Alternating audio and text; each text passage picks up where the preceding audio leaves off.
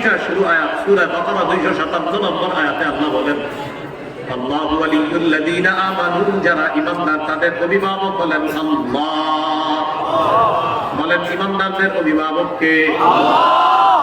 সূরা মাইদা 51 নম্বর আয়াত, ইয়া আইয়ুহাল্লাযীনা আমানু লা তাত্তাখিযুল ইয়াহুদা ওয়ান নাসারা আউলিয়া। হে ঈমানদারগণ, তোমরা ইহুদি খ্রিস্টানদেরকে অভিভাবক রূপে গ্রহণ করো না। 90% মুসলমানের দেশ, বারবার আমরা তাদেরকে অভিভাবক বানাই, এই জন্য তারা আমাদেরকে গোলামের মতো বারবার ঘুরায়। 47 জন প্রেসিডেন্ট পরিবর্তন করলো, একজনকেও নারী বসাইলো না, বারবার আমাদের উপর নারী চাপা দেয়। আল্লাহর কাছে বলতে হবে, আল্লাহ কিয়ামতের আগে বাংলাদেশে আর নারী শাসক চাই না। সবাই জোরে বলেন কেন? জোরে বলেন, আরো জোরে বলেন। قال رسول الله صلى الله عليه وسلم لن يفلح قوم ولوا امرهم امرأة। নবীজি বলেন, ওই জাতি কিছুতেই সফল হবে না যেই জাতি তাদের নেতৃত্বে কোন নারীকে বসায় দেয়। এজন্য আমার নবীর কথা চূড়ান্ত সত্য কথা। আমরা যদি আবার কোন নারীকে চিন্তা করে থাকি তাহলে আমাদের ভাগ্যের পরিবর্তন হবে না। এটা আপনি কয়েক হাজার পৃষ্ঠাও যদি থাকে এটাতে লিখে রাখতে পারেন, আমাদের নবীর কথাই চূড়ান্ত সত্য কথা। এজন্য সামনের দিকে আর এই জাতীয় চিন্তা ভাবনা করা যাবে না। আমরা যারা ইসলাম মাইন্ডের মুসলমান মানসিকতা যারা লালন করি, 90% বেশি মুসলমান, এখানে লালনের কি আছে? আমরাই তো সব। এই জন্য সিদ্ধান্ত নিতে হবে, সামনে আর ভুল করা যাবে না। এই যে একটা সুযোগ আল্লাহ করে দিছে, এটা যদি আমরা কাজে না লাগাই 50 বছরে আর এই সুযোগ আসবে না। আর এই পরিবেশের জন্য সামনের দিকে আমরা আস্তে আস্তে খেলাফত ব্যবস্থার দিকে এগিয়ে যেতে হবে। খেলাফত ব্যবস্থা ছাড়া মুসলমানদের চূড়ান্ত ভাগ্য পরিবর্তন হবে না, হতে পারে না। সাময়িক সময়ের জন্য যদি হয় সেটা সাময়িক, চূড়ান্ত না। চূড়ান্ত হতে হলে আফগানিস্তানকে অনুসরণ করতে হবে। আফগানিস্তান অভিভাবক মানছে আল্লাহকে, এই জন্য 3 বছর আগে তাদেরকে কেউ গণে নাই, এখন তারা কাউরে গণে না। আফগানিস্তান কাউরে গণে না। সবচেয়ে বড় শত্রু যাদেরকে বের করে দিয়েছিল কুত্তার মতো, এরা এখন বলে তোমাদের সাথে বন্ধুত্ব করতে যাবো, তো গোনার টাইম নাই। কিসের টাইম নাই? আমাদের দেশ শুধু বাংলাদেশ না, পুরো দুনিয়া আমাদের। মুসলমানদের কোনো সীমারেখা নাই, মুসলমানদের পুরো দুনিয়া। ঠিক বুঝে বলতেছেন তো? বাইরে গেলেও ঠিক তো? আচ্ছা, এই ঠিক বাইরে যাইও ঠিক থাকার তৌফিক দান করুন। বলছিলাম একজন যোগ্য নেতা দরকার, যে নেতার 4টা গুণ হবে মৌলিক। বলেন কয় গুণ?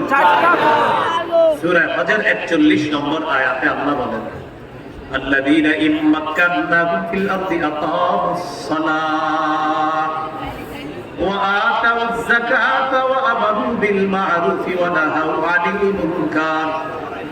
আল্লাহ তাআলা বলেন, যাদেরকে আমি দুনিয়ার শাসন ক্ষমতায় বসাই তাদের মৌলিক কাজ হবে 4টা। 1 নাম্বার নামাজ কায়েম করবে, 2 নাম্বার যাকাতের বিধান চালু করবে, 3 নাম্বার সৎ কাজের আদেশ করবে, 4 নাম্বার অসৎ কাজের নিষেধ করবে। সবাই দিকে আবার কয় গুণ? 4 গুণ। কয় গুণ? 4 গুণ। বলেন নামাজ কায়েম করা, যাকাতের বিধান চালু করা, সৎ কাজের আদেশ করা, অসৎ কাজের নিষেধ করা। আল্লাহ এমন একজন শাসক আমাদেরকে দেন, যেই শাসক এই 4 কাজ করবে।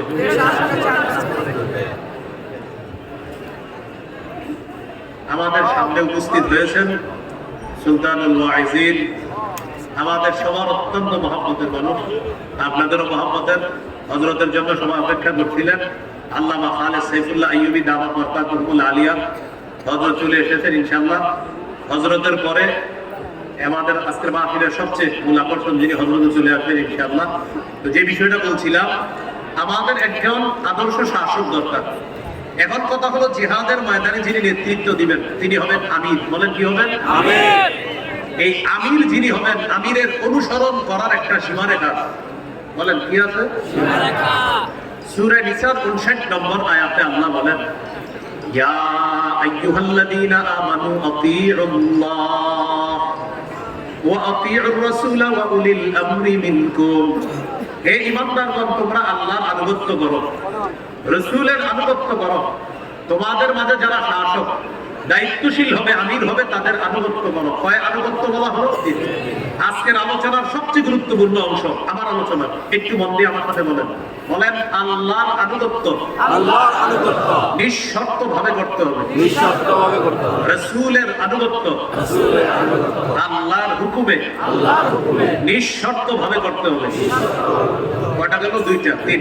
বলেন আমিরের আনুগত্য, আমিরের আনুগত্য শাসকের আনুগত্য নিঃশর্ত ভাবে করা যাবে না।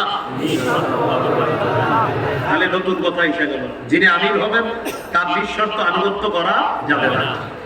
সহিহ মুসলিমের বর্ণনা 1838 নম্বর হাদিস, রাসূলুল্লাহ সাল্লাল্লাহু আলাইহি সাল্লাম বলেন, আস-সামউ ওয়াত তাআতু আলাল মারইল মুসলিমি ফীমা আহাব্বা ওয়া কারিহা মা লাম ইউমার বিমাসিয়া। মুসলমানরা আমির মানবে ততক্ষণ যতক্ষণ আমির সাহেব কোন নাফরমানিমূলক কথা, কাজ ইত্যাদি কথা না বলবে, কাজের কথা না বলবে।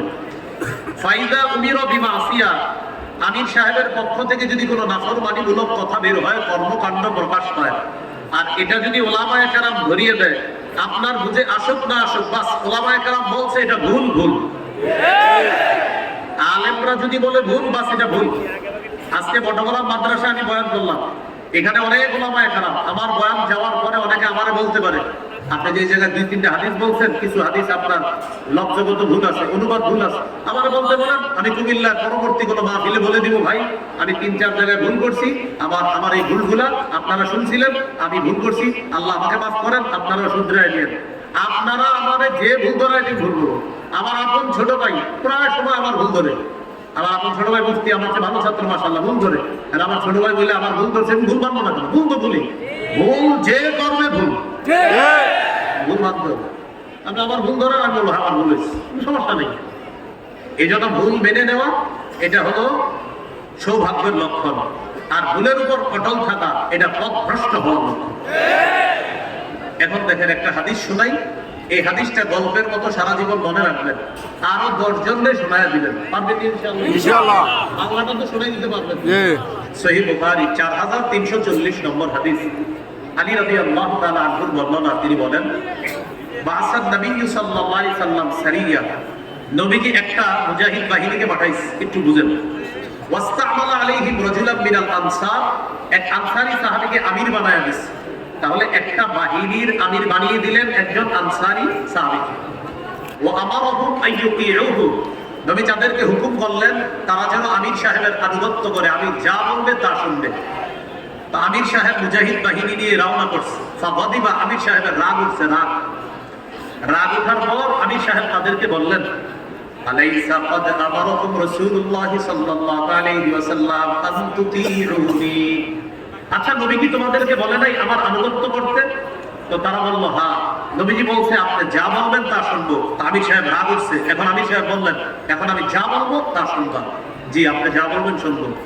ইজমাউলি হাতাবা, লাকড়ি সংগ্রহ করে আনো। ফাজামাউলা, তারা লাকড়ি সংগ্রহ করে আনছে। আনার পর আমির সাহেব বললেন আউকিদুহা নার, লাকড়িতে আগুন লাগায় দাও। ফাউকাদুহা, তারা লাকড়িতে আগুন লাগায় দিছে। ভাই আমার মন দিয়ে শুনেন, সহিহ বুখারী 4340 নম্বর হাদিস, নবী একটা বাহিনীকে পাঠাইলেন, আমির বানায়া দিলেন, বলে দিলেন আমির যা বলবে সব শুনবা। আমির সাহেব বললেন আচ্ছা নবী কি তোমাদেরকে বলে নাই আমি যা বলবো তা শুনবা? হ্যাঁ বলছে, তাহলে আমি এখন যা বলবো তা শুনো। লাকড়ি আনো, তারা লাকড়ি আনলেন। আগুন জ্বালাও, তারা আগুন জ্বালাইলেন। এবার আমির সাহেব বললেন উদখুলুহা, সবাই আগুনে ঝাঁপ দাও। কি বললেন? সবাই আগুনে ঝাঁপ দাও। আগুনে যখন ঝাঁপ দিতে বলছে, ফাহাম্মু, সাহাবীরা মানসিকভাবে প্রস্তুত নিছে যে আগুনে ঝাঁপ দিব, তারা পুরো রেডি ঝাঁপ দিবে। ঝাঁপ দেওয়ার আগে একজন আরেকজন এমন করে ফাজা আল্লাহ ইউসিকু বা'দুকুম বা'দা ইয়াকুলু, একজন আরেকজন এইভাবে বোঝায় বলে আসলে ঝাঁপ দিবে, আরে ঝাঁপ দিবে, কিন্তু এইভাবে একজন আরেকজনের ধরতেছে আর বলতেছে আসলে কি ঝাঁপ দিব? ফারাউনা মিনান নার ইলা রাসূলিল্লাহ সাল্লাল্লাহু আলাইহি ওয়াসাল্লাম, আরে আগুন থেকে বাঁচার জন্য আমরা নবীর কাছে আসছি, সেই নবী আমাদেরকে আগুনে ঝাঁপ দেওয়ার হুকুম মানতে বলবে, এটা আসলে বিশ্বাস হয় না। তো এই জন্য তারা ঝাঁপ দিবে দিবে না সিদ্ধান্তহীনতায় ভুগতেছে। ইতিমধ্যে হাত্তা আমাদাতিন নার, আগুন নিভে গেছে। আলহামদুলিল্লাহ। ওয়াসাকানা গদবহু, আমির সাহেবের রাগও ঠান্ডা হয়ে গেছে। আলহামদুলিল্লাহ। শুধু আমাদের হযরতজির রাগটা 10 বছরে ঠান্ডা হলো না।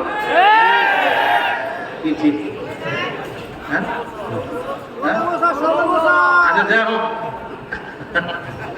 এখন শোনেন আমি বলি, আমরা সবার কল্যাণ কামনা করি। সহিহ বুখারী 57 নম্বর হাদিসে আছে, জারীর রাদিয়াল্লাহু তাআলা আনহু বলেন, বায়াতু রাসূলুল্লাহ সাল্লাল্লাহু আলাইহি সাল্লাম আলা ইকামিস সালাহ ওয়া ইতাইজ যাকাতি ওয়া নুসহি লিকুল্লি মুসলিম। আমি নবীর কাছে বায়াত হয়েছি এই মর্মে, নামাজ কায়েম করব, যাকাত আদায় করব, সব মুসলমানের কল্যাণ কামনা করব। ভাই, আমরা মুসলমানের কল্যাণ কামনা এখন করি। আমরা চাই দাওয়াতের সাথী ভাইয়েরা সবাই এক হয়ে উলামায়ে কেরামের তত্ত্বাবধানে তারা কোরআন সুন্নাহ মোতাবেক চলুক। এটা আমরা আজও চাই, এখন চাই। আল্লাহ সকলকে কথাগুলো বুঝার তৌফিক দান করেন। আমিন। হাদিসটি শেষ হয়নি, ঘটনাটা নবীর কাছে গেছে। নবীজির বলার পর নবীজি বললেন, সর্বনাশ, লাউ দাফালুহা মা খরাজু মিনহা ইলা ইয়াউমিল কিয়ামাহ। আমিরের কথা শুই না তারা যদি আগুনে ঝাঁপ দিত, কিয়ামত পর্যন্ত তারা আগুনে থাকতো, আগুন থেকে বের হতে পারতো না। তাহলে এখান থেকে কি শিখলাম আমরা? আমির সাহেবের কথা যদি নাফরমানিমূলক কথা হয়, সেই কথা মানা যাবে না। নবী বললেন, ইন্নামা তাআতু ফিল মারুফ, ন্যায়সঙ্গত কথা কাজে আমিরের অনুসরণ হবে। মাখলুকের অনুসরণ করতে গিয়ে খালেকের নাফরমানি করা যাবে না। সবাইকে উদাত্ত আহ্বান করছি, কুমিল্লার উলামায়ে কেরাম যেভাবে দাওয়াত ও তাবলীগের দিক নির্দেশনা দেয়, আমি সত্যি বলছি এটা মেনে নেন, এটাই সৌভাগ্যের লক্ষণ হবে এবং এটাই জান্নাতের পথ হবে ইনশাআল্লাহ। এক দুইজন আলেম ভুল করতে পারে, লাখ লাখ আলেম ভুল করতে পারে না। আল্লাহ আমাদের সকলকে কথাগুলো বোঝার তৌফিক দান করেন। তাহলে জিহাদের ময়দান, জিহাদ, আঘাতপ্রাপ্ত হওয়া, শহীদ হওয়া, আর একজন আমির লাগবে, যে আমির একজন যোগ্য আমির হবে। এই জন্য আমরা দেশে এমন একজন শাসক চাই যে শাসকের মৌলিক 4টি গুণ হবে এবং তিনি জিহাদের স্পৃহা রাখবে, এমন একজন শাসক আমরা চাই। আর আমাদের কোনো সীমারেখা নাই, আমাদের শুধু বাংলাদেশ, আমাদের পুরো পৃথিবী আমাদের। এই আকীদা রাখতে হবে আপনার, এইটা একটা আকীদা, কিন্তু এটা একটা আকীদার বিষয় আছে, আকীদার মাসালা আছে। হ্যাঁ, এই আকীদা রাখতে হবে আপনার। আল্লাহ তাআলা আমাদেরকে এই কথাগুলোর উপর বুঝে শুনে আমল করার তৌফিক দান করেন। হযরত আলোচনা করবেন ইনশাআল্লাহ। আল্লাহ তাআলা হযরতের হায়াতে, জবানে, কালামে আল্লাহ বরকত দান করেন। হযরতের কাছে দোয়া চাই, আপনাদের সকলের কাছে দোয়া চাই। আসসালামু আলাইকুম ওয়া রাহমাতুল্লাহি ওয়া বারাকাতুহু।